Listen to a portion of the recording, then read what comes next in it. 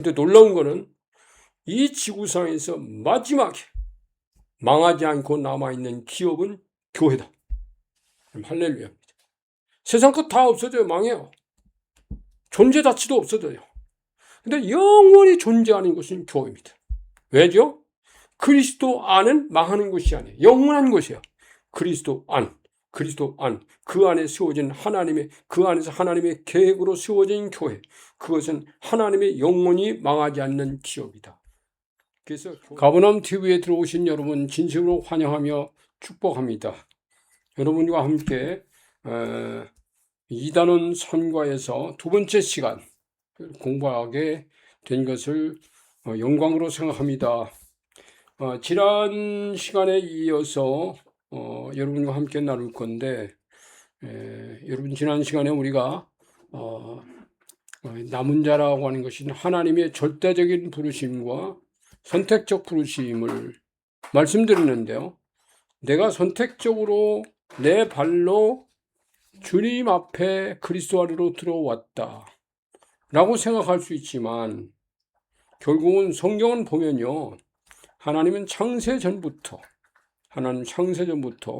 하나님께서 우리를 부르셨고 또 그리스도를 이 땅에 보내실 것을 이미 결정을 하고, 교회도 하나님이 결정을 하고 나를 이 땅에 보내셨기 때문에 우리는 어떤 사람이든지 그리스도 안으로 들어갈 수 있는 길은 다 열려 있었다는 거예요. 내가 선택을 했냐? 내가 아무리 주님 앞에 가고 싶어도 주님이 없으면, 교회가 없으면 주께로 갈 수가 없는데, 하나님께서 그리스도 안이라고 하는 것을 만들어 놓으시고 교회도 만들어 놓으시고 내 발로 걸어갔습니다. 그랬더니 하나님이 거기서 나를 안아주시고 받아주신 거예요. 이것은 절대적으로 하나님께 감사한 거지 내 공로는 아니다. 우리는 그렇게 인정을 해야 합니다. 다음 구절을 읽으시고 아래 물음에 답해 보시오라는 문구가 있습니다. 근데 거기에 말씀이 이런 부분이 있어요. 곧 창세전에 그리스도 안에서 우리를 택하사 우리로 사랑 안에서 그 앞에 거룩하고 흠이 없게 하시려고 그 기쁘신 뜻대로 우리를 예정하사, 예정이 나와요. 예수 그리스도로 말미암아 자기의 아들들이 되게 하셨으니, 이게 지금 에베소서 1장 4절과 5절에 있는 말씀인데요. 우리가 이것을 베드로전서 2장 9절을 참조를 하시면 참 좋겠어요. 여기서 이 문장에서요, 네 가지의 질문이 있습니다. 첫째, 여기서 우리는 교회입니다. 그렇다면 하나님께서 교회를 택한 시기는 언제입니까? 아까 제가 이 문장 앞에 읽어줬죠. 곧 창세 전에 교회가 있었다. 어디? 하나님 마음속에. 그 다음에 하나님은 우리를 어디에서 택하셨나요? 그리스도 안입니다. 그리스도 밖에는 하나님이 절대적으로 선택하지 않아요. 그리스도 안, 이게 축복이라고 그랬잖아요. 그 안에는 무엇이 있다고 하셨느냐? 거기 보면 우리로 사랑 안에서 그렇게 말씀합니다. 그러니까 그 안에 하나님의 사랑이 있었어요. 그러니까 사랑의 하나님이 우리를 사랑하고 싶어서 사랑 안으로 부르신 겁니다. 모든 사람이 하나님이 동일하게 사랑받는다고 여길 수 없어요. 왜? 그리스도 안과 밖은 달라요. 그것은 자기가 선택을 해서 들어온 것 같지만 하나님이 불렀고, 또 하나님이 부르심이 가는 곳마다 교회가 있고 예수 그리스도라는 이름이 있고 복음이 있는데도 불구하고 자기는 하나님이 싫어, 나는 예수가 싫어, 거절하고 끝끝내 돌아오지 않았다면 그럼 자기가 선택한 거예요. 자기가 하나님을 버린 쪽을 선택한 거예요. 자기가 교회를 버린 쪽을 선택한 거예요. 자기가 하나님을 버렸기 때문에 하나님은 역사를 잡고, 아까 절대적인 예정자처럼 절대적인 예정자로 부르지 않는 사람은 자기 발로 들어올 하나님이 기회를 주신 거지. 그것도 하나님 기회를 주신 거예요. 그러니까 어떤 믿음이든지 간에 어떤 방법으로 돌아왔든 간에 그것은 하나님이 주신 기회였고 하나님의 절대적인 은혜였고 그렇습니다. 그래서 우리는 늘 하나님께 감사해야 되는데 그 다음에 여기 네 번째 물음이 있어요. 교회를 택하신 목적이 두 가지가 있는데 첫째는 교회의 신분적인 목적이 있습니다. 둘째는 선택적인 목적이 있습니다. 신분적인 목적, 선택적인 목적, 신분적인 목적은 무엇이며 상태적인 목적은 무엇인지 기록해 보세요. 그 앞에 보면 그런 말씀이 있어요. 신분적인 목적은 하나님의 아들들이 되게 하셨으니 5절에 그렇게 되어 있어요. 하나님의 아들들이 된 것이 하나님의 신분이다. 여기서는 여인들도 성경에서는 하나님의 아들이라고 합니다. 하나님의 자녀다 그런 말이에요. 상태적인 목적이 있습니다. 거기 보면 거룩하고 흠이 없게 하시려고.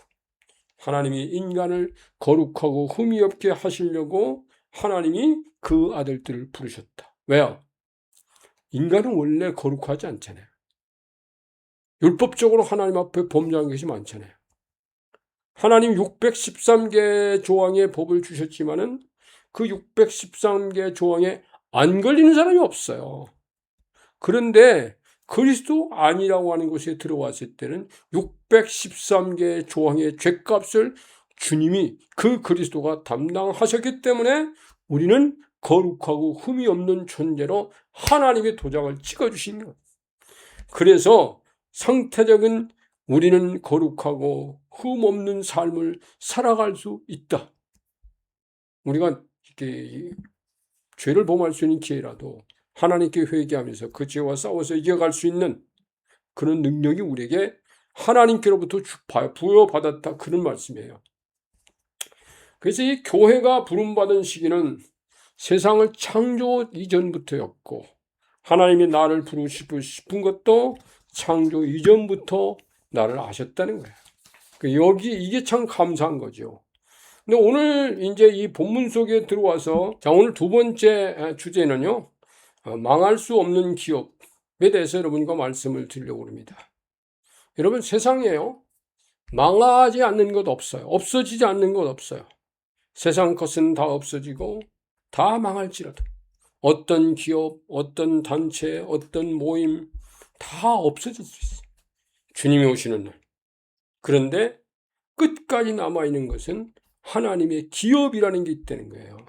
이것을 오늘 이 에베소서 1장 14절부터 10절까지 속에 경륜이라는 단어가 나옵니다. 경륜. 9절에서 나오고요. 나중에 경륜이라는 단어가 3장 2절과 3장 9절에 또 나옵니다만은 여러분 에덴의 교회나 이스라엘 교회는 우리가 볼 때는 없어졌으니까 망한 것 같지만 아니에요. 망하지 않았습니다. 교회를 나아가는 하나의 과정에 불과한 거지 에베소서라는 그 교회도 지금 없어진 것 같지만 하나님의 교회는 남아있어요. 전 세계 지구의 교회가 다 하나님의 하나의 교회이기 때문에 거기에 들어가는 경륜이라는 단어는 나오는데 이 경륜이라는 단어는 원래는 그 헬라어 집이라는 단어 집이라는 오이코노스라는 집이라는 단어에서 이어서 나오는데 이것은 하나님의 집, 하나님의 계획이라는 뜻이 들려있어요. 하나님의 계획을 가지고 있는 집, 여기서는 이 단어가 좀 달라져요. 그래서 이 하나님의 그 집은 하나님이 만들어 놓으신 집이란 말이에요. 이거는 더 쉽게 말하면 하나님이 계획된 교회라는 거죠. 하나님의 무언가를 그 교회 안에서, 그 집 안에서 해야 할 일이 있어서 하나님이 교회를 세우셨고 그것을 경륜이라는 하나님의 계획이 담겨 있다는 뜻입니다. 그건 뭘 말할까요? 아까도 말한 것처럼 여러분, 하나님께서 이 선택적으로 하나님의 교회에 들어왔든 하나님이 절대적으로 들어왔든 그들이 만나는 곳은 교회입니다. 교회 안에서 하나님이 이제 쉽게 말하면 이게 제사장으로 불렀던 선제로 불렀던 왕으로 불렀던 교회 안에서 목회자로 불렀던 평시로 불렀던 간에 하나님의 교회 안에 있다고 하는 것은 역할은 다를지 모르지만 그리스도 안에 있는 하나님의 집이에요. 근데 놀라운 거는 이 지구상에서 마지막에 망하지 않고 남아있는 기업은 교회다. 할렐루야입니다. 세상 것 다 없어져요. 망해요. 존재 자체도 없어져요. 근데 영원히 존재하는 것은 교회입니다. 왜죠? 그리스도 안은 망하는 것이 아니에요. 영원한 것이에요. 그리스도 안.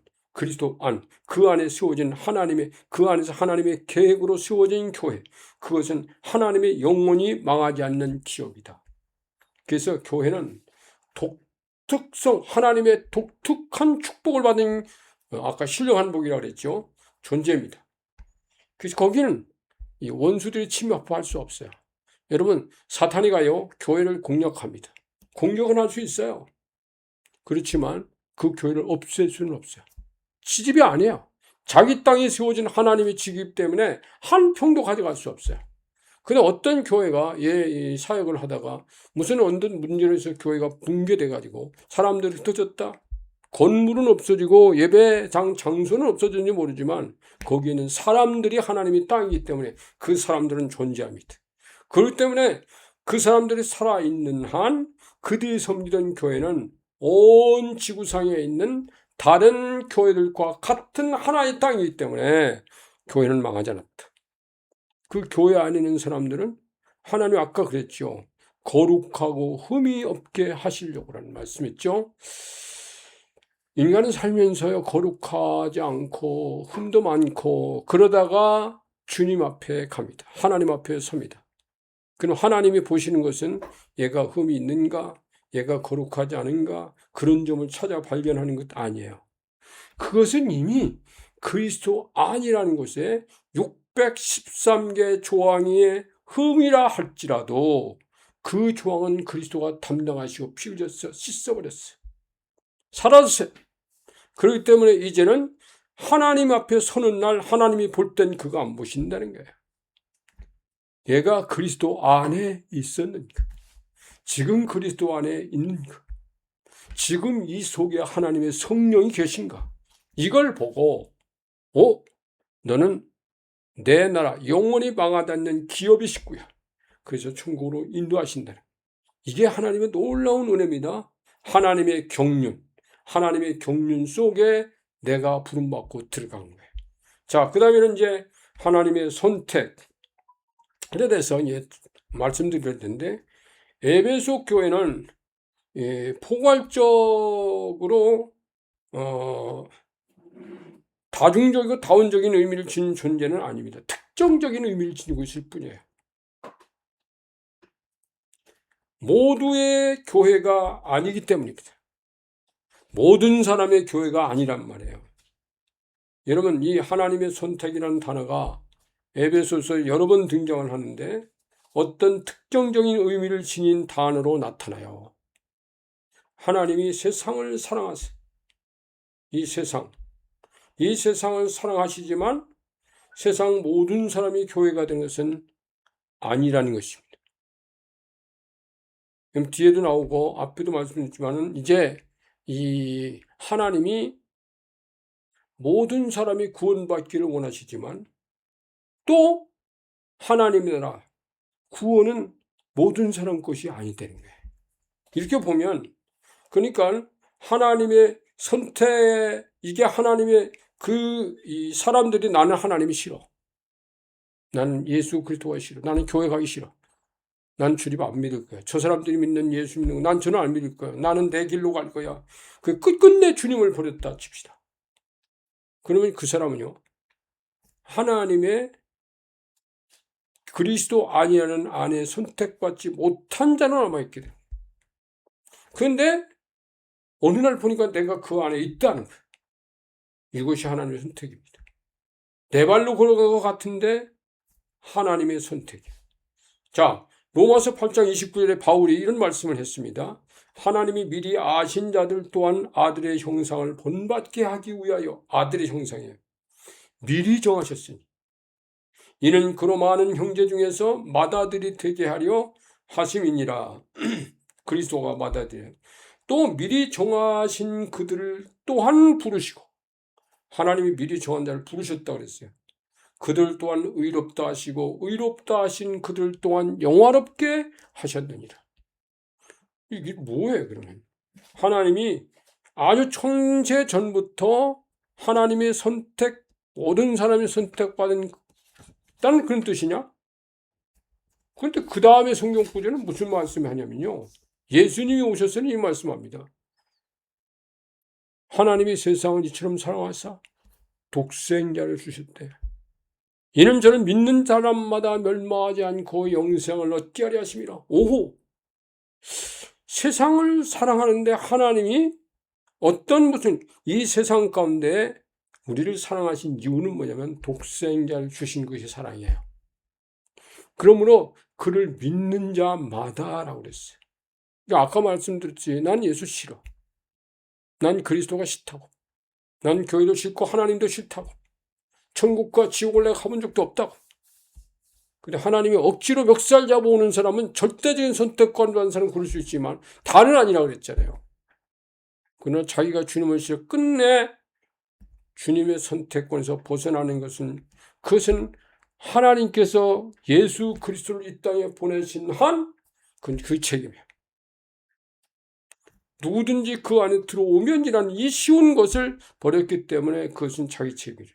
그래서 여러분 이 예정이라는 단어가 바울사도가 말하는 것처럼 하나님의 절대로 다 정해진 것 같지만 에베소서 3장 16절을 보면 이 말씀을 통해서 이 믿음이라는 것은 하나님이 보내신 독생자 그분을 믿는 것이 멸망치 않고 영생하고 영원한 하나님의 기업 속에 들어가는구나 라는 말씀을 찾아낼 수 있다는 거죠.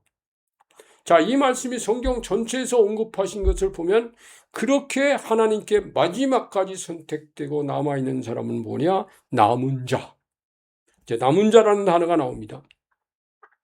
여러분 구약 성경이나 신약이나 이 남은 자라는 단어가 여러 번 나오는데 이 남은 자는 뭐냐면 마지막 최종적으로 남겨있는 자. 최종적으로 남겨있는 자야. 근데 최종적으로 남겨있지 않으면 어떤지. 그건 남은 자가 아닙니다. 그래서 여러분 이사야서에서는요 이 남은 자에 대한 말씀 많이 나와요. 그래서 이사야서를 남은 자 신학이라고 해요. 이사야서의 주제가 남은 자예요. 남겨진 자. 자, 그래서 남은 자는 마치 하나님이 하나님 나라 백성으로 남겨놓으신 것처럼 보이는 사람들. 이게 남은 자예요. 주님이 그런 말씀했어요. 요한복음 6장 37절에서는요. 아버지께서 내게 주시는 자는 다 내게 올 것이요. 와, 하나님이 주신 자가 있다고 그랬어요. 여기 보면 하나님이 예수님께 주신 자가 따로 있다고 암시하는 구절입니다. 요한복음 17장에서요. 예수 그리스도 공생애의 마지막으로 남긴 기도 장면인데 그 기도에는 교회론의 요소들이 폭넓게 들어있어요. 2절에서는요. 아버지께서 아들에게 주신 모든 사람에게 영생을 주게 하시려고 라는 말씀이 있어요. 근데 6절에 가보면 이런 말씀이 또 세상 중에서 내게 주신 사람들에게 내가 아버지 이름을 나타내었나이다. 세상 사람들 가운데서 아버지가 내게 주신 자가 있다고 말했어요. 이거 보면 모든 사람이 하나님이 절대로 부른 것처럼 보이죠. 근데 성만찬에 가서 주님이 포도주를 따라주면서 이런 말씀을 해요. 모든 사람의 피라고 하지 않고 많은 사람을 위하여 흘리는 피, 이게 내 피래. 모든 사람을 위해서 흘리는 게 아니라 많은 사람을 위하여 흘리는 피. 그리고 구원은 모든 사람 것이 아니라는 거야. 그러니까 경륜의 혜택을 받는 사람은 모든 사람은 아니라는 거예요. 대속의 제물이 되신 주님이 모든 사람을 위해 죽으셨다고 그랬는데 이걸 어떻게 해결할 수 있느냐. 그래서 여러분 이미 구약 성경에서 이사야서를 통해서 이 말씀을 주님이 하나님이 하셨어요. 그날에 이스라엘의 남은 자의 야곱 족속에 피난한 자들이 다시는 자기의 친자를 의지하지 아니하고 자 바빌론에서 올 때를 바빌론에서 돌아올 때를 얘기하는 겁니다. 그 이전에 이미 예언한 거죠. 이스라엘의 거룩하신 여호와를 진실하게 의지하리니 과거 같지 않다는 거지. 남은 자, 곧 야곱의 남은 자가 능하신 하나님께로 돌아올 것이라. 이스라엘이여, 내 백성이 바다의 모래 같을지라도 남은 자만 돌아오리니. 다 돌아오지 않았다는 거죠. 바벨론에 가서 페르시아가 소위 땅에 사는 사람들이 다 돌아오지 않고 돌아온 자를 남은 자라고 본 거야. 이스라엘 땅에 돌아온 남은 자라고 본 거야. 돌아오리니 넘치는 공의로 파멸이 작정되었을 씀이라. 이미 작정된 파멸을 주 만군의 여호와께서 온 세계 중에서 끝까지 행하시리니. 그러면서 이게 10장 20절 23절의 말씀인데 11장 10절 12절 16절도 이런 말씀이 있어요. 다 읽지는 않겠습니다. 그날에 이새의 뿌리에서 한 싹이 나서 만민의 기치로 설 것이요. 이때는 이제 열방이 이스라엘이 아닙니다. 열방이 그에게로 돌아오리니 그가 거한 곳이 영화로우리라.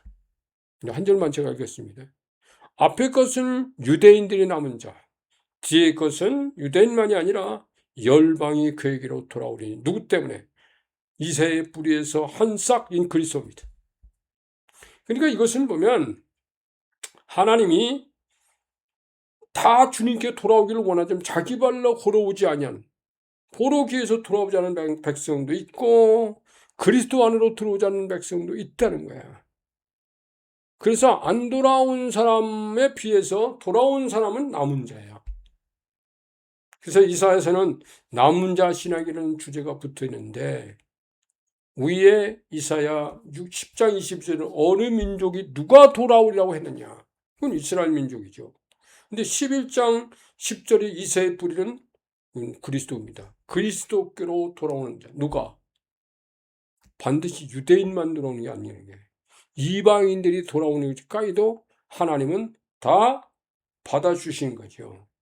그래서 이 10장에서는 이스라엘 민족이 돌아오는 거지만 11장에서는 이방인이 정의를 베푼다는 말씀을 보면 이방인들이 돌아오시도록 하나님이 길을 만드는데, 그건 누구냐? 예수 그리스도가 오신 다음에 이루어지는 문제에 대한 얘기입니다. 그래서 이 문제 때문에 사실 쟁점이 많이 벌어졌어요.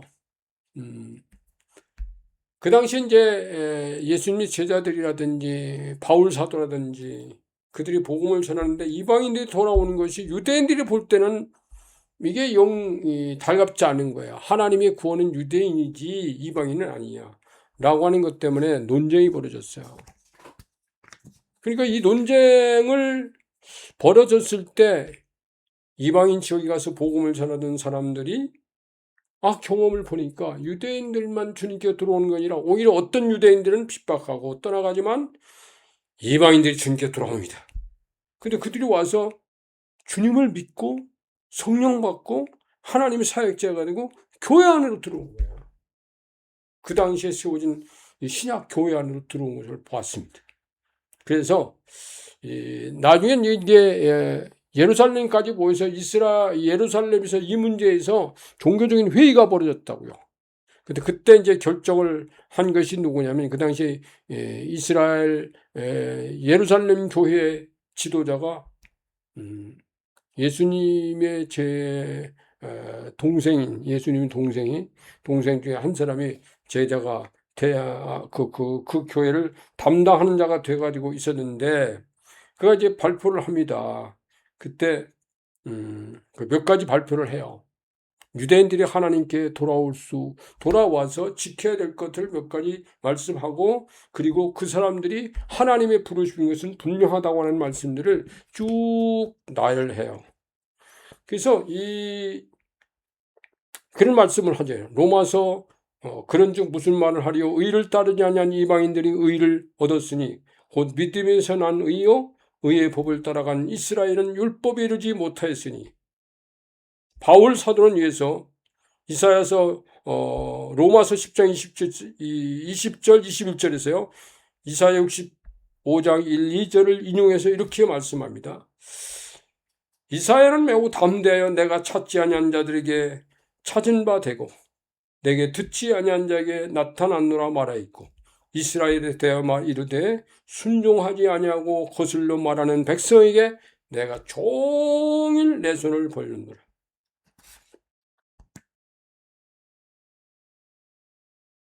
그래서 성경은 오늘 여기까지 말씀드리고요. 다음 시간에 여러분 같이 다시 만나겠습니다. 기도합니다. 하나님 감사해요. 하나님은 이 땅에 하나님의 교회를 세우시고 예수님을 보내셔서 완벽하게 하나님 우리 그 안에 들어온 사람은 모두 다 하나님의 경륜 속에서 하나님의 백성이 될 것을 말씀하신 하나님의 놀라운 사랑과 은혜를 감사하고 불러주신 은혜를 감사합니다. 예수님의 이름으로 감사하며 기도합니다. 아멘.